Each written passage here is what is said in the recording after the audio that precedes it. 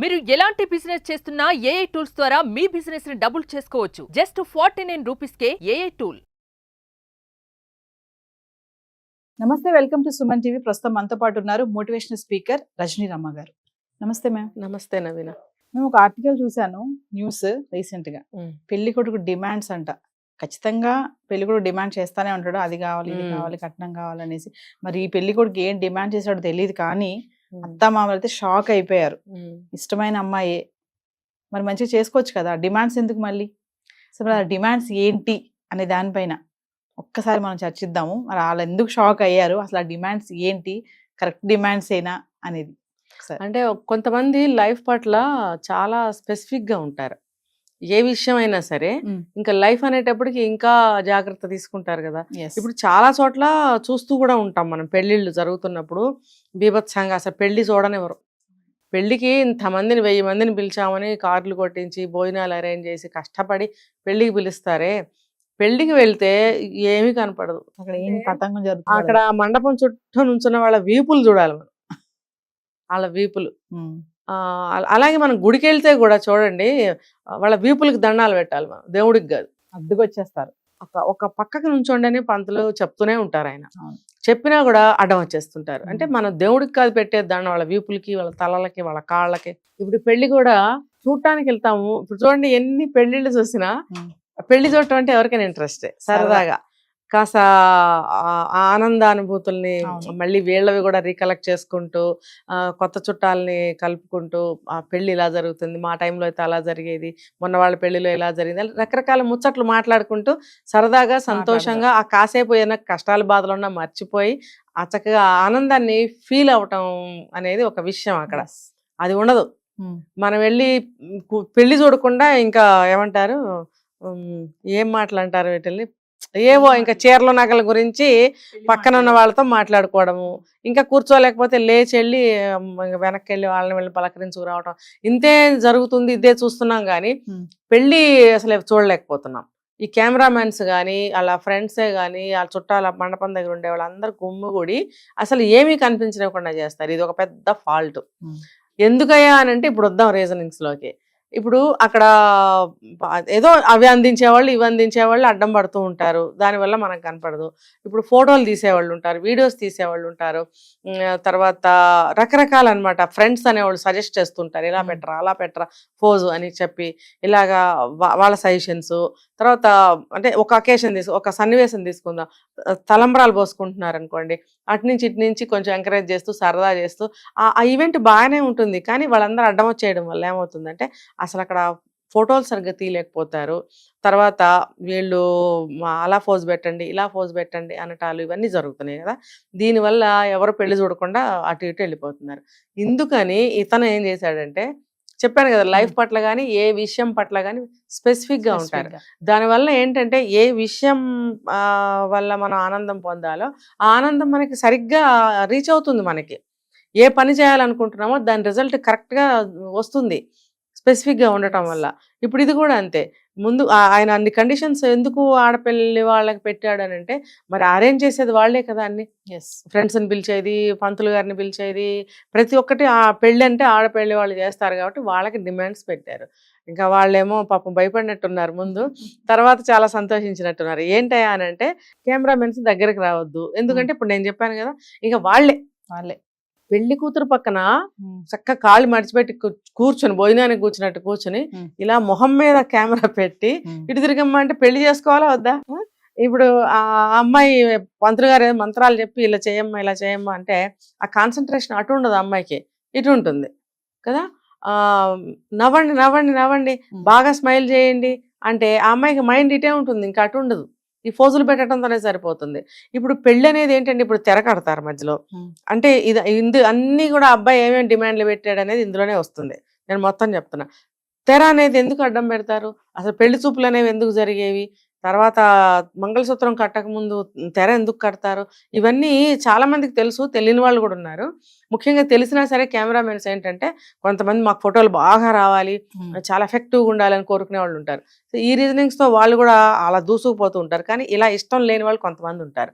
ఏంటంటే పెళ్లిని పెళ్లిలాగా చూసేవాళ్ళు, ఆ సన్నివేశం ప్రతి ఒక్కటి న్యాచురల్గా క్యాప్చర్ అవ్వాలి కెమెరాలో.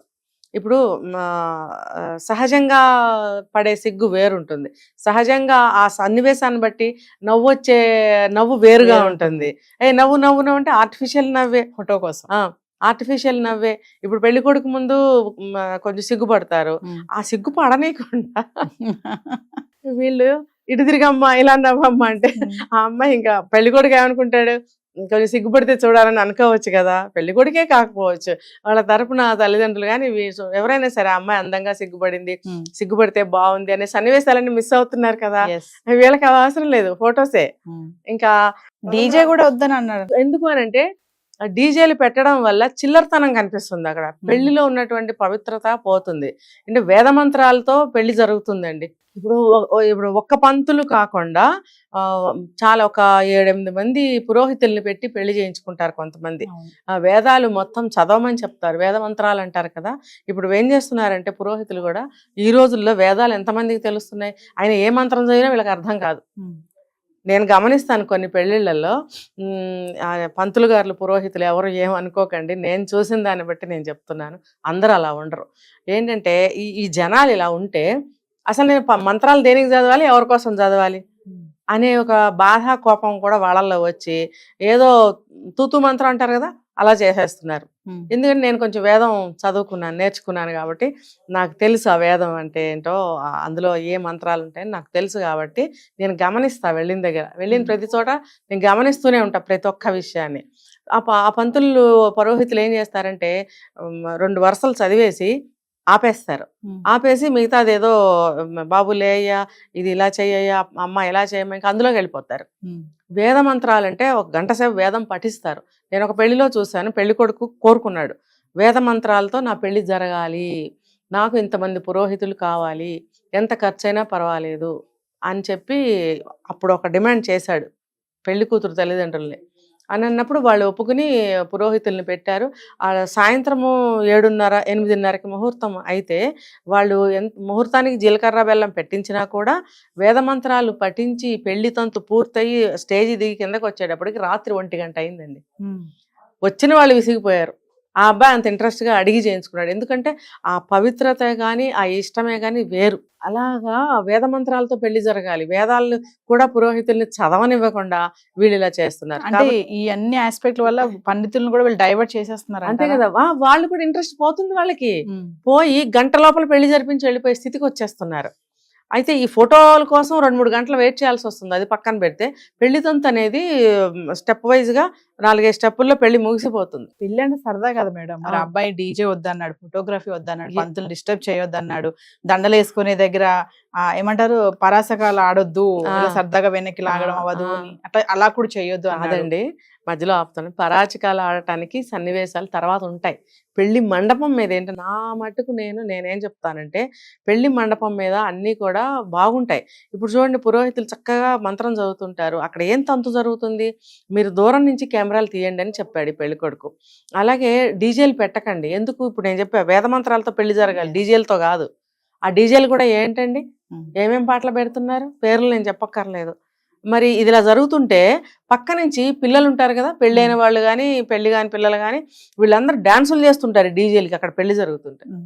వేద మంత్రాలతో పెళ్లి జరగాలి, ఇక్కడ డీజేలు పెట్టేస్తే ఇక్కడ వీళ్ళు డాన్సులు చేస్తుంటారు, పెళ్లి ఏ మంత్రాలతో జరుగుతుందో అలా జరిగిపోతూ ఉంటుంది. కాబట్టి ఇవన్నీ చూసిన మీద ఆ అబ్బాయి కూడా స్పెసిఫిక్గా ఇవన్నీ పెట్టాడు.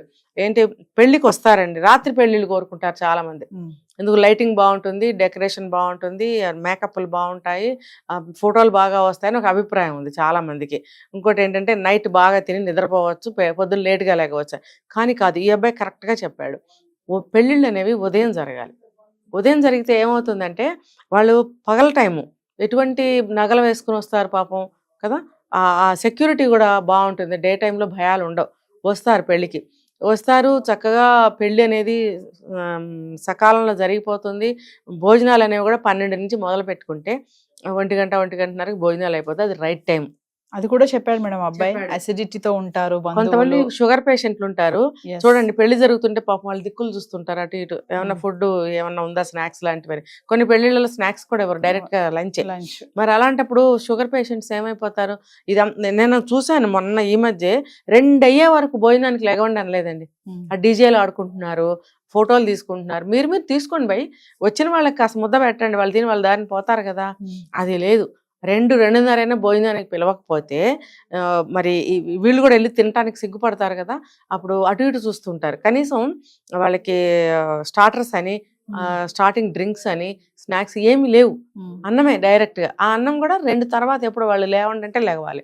ఈ లోపల షుగర్ పేషెంట్స్ ఏమవుతారు, చిన్నపిల్లలు ఉన్న వాళ్ళు ఏమవుతారు, తర్వాత ఎసిడిటీ గ్యాస్లు ఉన్న వాళ్ళు ఏమవుతారు, బీపీ ఉన్న వాళ్ళు, వీళ్ళందరూ కూడా టైంకి భోజనం చేయాలా. వాళ్ళని పక్కన పెడితే మిగతా వాళ్ళు కూడా 1 గంట 1:30 అంటే ఆకలి టైమే. టైంకి భోజనం పెట్టరా మీరు? పెట్టాలి కదా. కాబట్టి ఈ అబ్బాయి అది కూడా చెప్పాడు, వచ్చిన వాళ్ళకి టైంకి భోజనం పెట్టండి. వాళ్ళ రోగాలు కానీ ఇలాంటి మందులు వేసుకునే వాళ్ళు కానీ ఉంటే అవి కూడా వాళ్ళకి సక్రమంగా సరిగ్గా సరిపోతుంది ఆ టైము. తర్వాత వాళ్ళు వెళ్తుండగానే ఇళ్ళకి చేరుకుంటారు. రాత్రి 11ంటికి క్యాబులు దొరకవు, ఆటోలు దొరకవు, డబుల్ 3 ఛార్జెస్ పే చేయాల్సి ఉంటుంది. నగలు వేసుకొని వస్తారు. సెక్యూరిటీ ఎవరు? పలానా పెళ్లికి వెళ్ళొచ్చి మా నగలు పోయినాయి, మాకు కనపడక కింద పడ్డాం, దెబ్బలు తగిలినాయి, ఇలాంటి కేసులు చాలా జరుగుతున్నాయి. ఇవన్నీ మన పెళ్లికి వచ్చి వాళ్ళు ఇలా అయ్యామని లైఫ్ అంతా చెప్పుకోకూడదు. పెందలాడే 1 గంటకల్లా భోజనం పెట్టి పంపించేయండి, వాళ్ళు త్వరగా ఇళ్ళకి చేరుకుంటారు. ఏం డిమాండ్స్ మేడం? ఇలాగే తర్వాత స్టేజ్ మీద మంగళసూత్ర ధారణ అయ్యిందో అవలేదో పక్కన పెడితే, పెళ్లి కూతురు పెళ్లి కొడుకు ఇద్దరు కూడా ఈ ఫోజులు ఇవ్వండి, ఆ ఫోజులు ఇవ్వండి, టచ్లు ఇవ్వండి. ఇప్పుడు చూడండి, తలంబరాలు డ్రెస్సులు మార్చుకుని వచ్చిన తర్వాత పంతులు గారు నెక్స్ట్ కార్యక్రమం వెంటనే స్టార్ట్ చేస్తారు. చేసినప్పుడు కెమెరామెన్స్ ఏం చేస్తున్నారు, వాళ్ళని ఆపేసి నడుం చుట్టూ చేతులేయి, ముద్దు పెడుతున్నట్టుగా ఫోజ్ ఇవ్వు, కళ్ళల్లో కళ్ళు పెట్టి చూసుకుని ఫోజ్ ఇవ్వండి అని అంటుంటే, పెళ్లి తర్వాత ఇప్పుడు చాలా డివోర్స్లు ఎందుకు అవుతున్నాయంటే ఇది వన్ ఆఫ్ ద రీజన్స్ అనమాట. ఇప్పుడు అసలు ఏమంటారు, ఆ థ్రిల్లింగ్ అనేది మిగలటం లేదు. ఆ స్పర్శ అనేది ఒక 1000 సార్లు టచ్ అయిపోతుంటే ఫస్ట్ నైట్ వరకు ఆ టచ్లు ఎక్కడ ఎఫెక్ట్నిస్తాయి, ఆ తర్వాత కూడా ఏం ఎఫెక్ట్ ఉంటుంది? పాత పడిపోలేదా, బోరు కొట్టలేదా? అప్పుడు ఏమవుతుంది, ఆ తర్వాత చూసుకోవచ్చులే అని ఎవరి దారిని వాళ్ళు పనులు చేసుకుంటూ ఉంటారు. ఒకళ్ళంటే ఒకళ్ళకి మోజు, ఆకర్షణ ఇవేమి ఉండవు, ఉన్నా తగ్గిపోతూ ఉంటాయి. మరి ఏమంటారంటే ఒక మెకానికల్గా అయిపోతున్నారు. అయిపోవటం వల్లే కదా డివోర్స్ అవుతున్నాయి. దీనికి అంతటికీ కారణం ఏంటంటే ఇదేనా అంటారేమో, ఇది కూడా అని నేను చెప్తున్నా. కాబట్టి ఏ టైంకి ఏది జరగాలో అది జరగాలి అని అబ్బాయి అన్నాడు. మండపం మీద ముద్దులు పెట్టుకోవడం ఏంటి, తాళి కట్టకుండా అసలు స్పర్శించుకోవడం ఏంటి, తర్వాత తెర అడ్డం పెడతారు. ఎందుకు? చూపులు కలిసిన శుభవేళ అని అంటారు. ఇప్పుడు అదేదో తెర ఉంటుంది, దాని మీద కూడా ప్రింట్ చేస్తున్నారు, చూపులు కలిసిన శుభవేళ అని. అవునా? అన్నప్పుడు ఆ చూపులు మీరు ఎక్కడ చూసుకొని ఇస్తున్నారు? మీరు అది పెట్టంగానే ఇటు చూడు ఇటు చూడు ఇటు చూడు అంటారు. తెర తీసే సమయానికి జీలకర్ర బెల్లం పెట్టిన తర్వాత తెర తీస్తారు. తీయంగానే ఒకళ్ళ చూపులు ఒకళ్ళు కలవాలి. కలిసినప్పుడు ఒకళ్ళ మీద ఒకళ్ళకి అనురాగం, ప్రేమ ఇవన్నీ కమ్యూనికేట్ అవుతాయని చూసుకోమని చెప్తారు, పంతుళ్ళే చెప్తారు. మీరు ఒకరి కళ్ళలో ఒకళ్ళు చూసుకోండి అని చెప్పిన సందర్భాలు నేను చాలా చూశాను. ఇప్పుడు పాపం వాళ్ళు కూడా చెప్పడం మానేశారు. పాపం ఏదో నామకే వస్తే చెప్తున్నారు కానీ అంత మనసు పెట్టి వాళ్ళు కూడా చెప్పలేకపోతున్నారు. వీళ్ళకి ఎంత చెప్పినా హోటలే. అయితే ఒక క్వశ్చన్ చెప్పండి మేడం, ఇప్పుడు ఈ అబ్బాయి మూర్ఖులైన జనాల మధ్య ఒక ముత్యం లాగా ఉన్నాడు అంటే ఏం చెప్తారు? కరెక్టే కదా. మరి ఇప్పుడు ప్రతి ఒక్క అబ్బాయి కూడా లైఫ్ పట్ల కానీ ఏదన్నా ఒక విషయం పట్ల కానీ స్పెసిఫిక్ గా ఉండాలి అని ఈ అబ్బాయి రోల్ మోడల్ గా నిలబడి చెప్పాడు. అయితే రెండో పక్క నుంచి చూస్తే ప్రతిదీ ఇంత రిస్ట్రిక్షన్ గా ఇంత ఇదిగా జరగాలి అని అంటే పెళ్ళైన తర్వాత ఆ అమ్మాయి పరిస్థితి ఏంటని కొంతమంది అది కూడా ప్రతిదీ నెగిటివ్ గా ఎందుకు చూడాలి మనము? ఇప్పుడు పెళ్లి గురించి కదా అతను మాట్లాడాడు, ఆఫ్టర్ లైఫ్ బాగానే ఉండొచ్చు. అతను కూడా ఏమంటున్నాడు, పెళ్లి తర్వాత జరిగేయని పెళ్లి ముందెందుకు అంటున్నాడు. అంటే మనకు అక్కడ అర్థం అవుతుంది పర్టికులర్ ఈ విషయంలో అతను ఇట్లా స్పెసిఫిక్ గా ఉన్నాడు. తర్వాత మంచిగా చూసుకుంటాడు అంటే సమాజాన్ని కానీ ఒక పెళ్లి వ్యవస్థని కానీ అన్నిటిని గౌరవించడం వల్లే కదా అతను అలా చెప్పాడు. నలుగురిలో నేను ముద్దు పెట్టుకోవడం ఏంటి, గదిలో నా భార్యని నేను ముద్దు పెట్టుకుంటాను, చక్కగా సరసం ఆడుకుంటాను, అది నా సొంతం. కేవలం పబ్లిక్కి ఏంటి?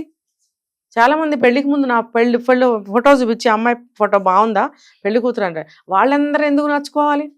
పెళ్లి కొడుక్కి కదా నచ్చాలి, ఇంకా కొంచెం వెనక్కి వెళ్తే తల్లిదండ్రులకి కదా నచ్చాలి. అసలు వీళ్ళందరూ ఎవరు ఫ్రెండ్స్కి ఎందుకు చూపించాలి? అందుకని చెప్పి పెళ్లికి ముందు ఫోటోలు ఎవరికి చూపించకూడదు, చాలా తప్పైన విషయం అది. తెలియకపోతే ఇప్పుడైనా తెలుసుకోవాలి. అంటే ఇప్పుడు గర్ల్ ఫ్రెండ్ వేసుకుని 1 సంవత్సరం 2 సంవత్సరాలు తిరిగి 10 మంది అబ్బాయిలతో తిప్పి తర్వాత పెళ్లి చేసుకుంటారు తర్వాత అమ్మాయిని.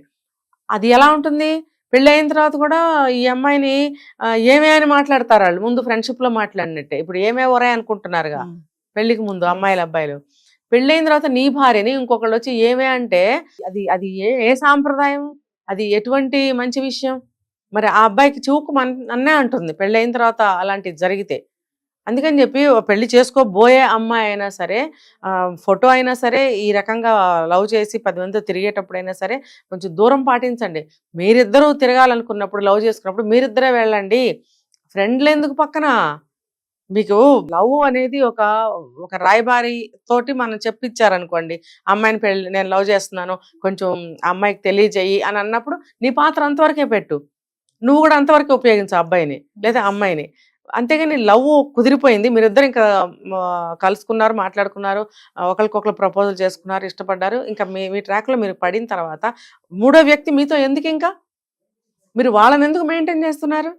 అలా మెయింటైన్ చేయటం వల్ల ఏమవుతుందంటే ఏమే వసాయని అనుకుంటుంటారు, పెళ్ళయ్యాక కూడా అలాగే మాట్లాడుతున్నారు. ఏంటంటే అదొక కల్చర్, అది దాన్ని ఆ కల్చర్ ఇష్టం అయ్యి ఏ సమస్యలు రావు, మేమందరం అలాగే ఉండదలుచుకున్నాము అని లైఫ్ లాంగ్ మా ఫ్రెండ్స్ నిలబడాలనుకుంటున్నాం అని అనుకుంటే మీ ఇష్టం అది. కానీ ఏదన్నా రిఫ్రిగేషన్స్ వస్తే మరి బాధపడకండి, మరి తీసుకెళ్ళి ఎవరికి చెప్పుకుంటారు? ఫ్రెండ్స్కి చెప్పుకోవాలి. ఆ ఫ్రెండ్స్ వల్లే ఇలా జరిగినప్పుడు మీరు ఏ ఫ్రెండ్స్కి చెప్పుకోగలరు? ఒక మంచి 4 ఫ్రెండ్స్ ఉంచుకోవాలి లైఫ్ లాంగ్ అని నేను చెప్తాను. మరి ఫ్రెండ్స్ వల్లే మీరు ఇబ్బంది పడుతున్నప్పుడు ఆ సమస్యను మీరు ఫ్రెండ్స్కి ఎలా చెప్పగలరు? చెప్పలేరు, మొహమాటాలు వస్తాయి, వాళ్ళని దూరం పెట్టాలని చూస్తారు, ఆటోమేటిక్గా చాలా జరుగుతాయి. ఇవన్నీ ఎందుకు ఇన్వైట్ చేసుకోవాలి? మీరు లవర్స్ అయినా, పెళ్లి చేసుకోబోయే వాళ్ళైనా, పెళ్లి చేసుకున్న తర్వాత అయినా సరే మూడో వ్యక్తి ప్రమేయం అనవసరం. సో ఏదేమైనా మేడం, స్టార్టింగ్ లో చెప్పినట్టుగా పెళ్లి కూడా డిమాండ్స్ మాత్రం నిజంగా అర్థం షాకే అవి. ప్రతి అబ్బాయి చేసుకోవాలి అటువంటి నిర్ణయాలు. ఈ కాలంలో ఇలాంటి అబ్బాయిలు ఉంటే పెళ్లి చేసుకోపోయే ఆ అమ్మాయి చాలా అదృష్టవంతురాలు, పెద్ద సెక్యూరిటీ కూడా ఆవిడకి. నా భర్త ఇంత స్పెసిఫిక్ గా ఉన్నాడు, ఎవరు నా జోలికి రారు అనే ఒక గొప్ప నమ్మకం కూడా ఏర్పడుతుంది. Thank you.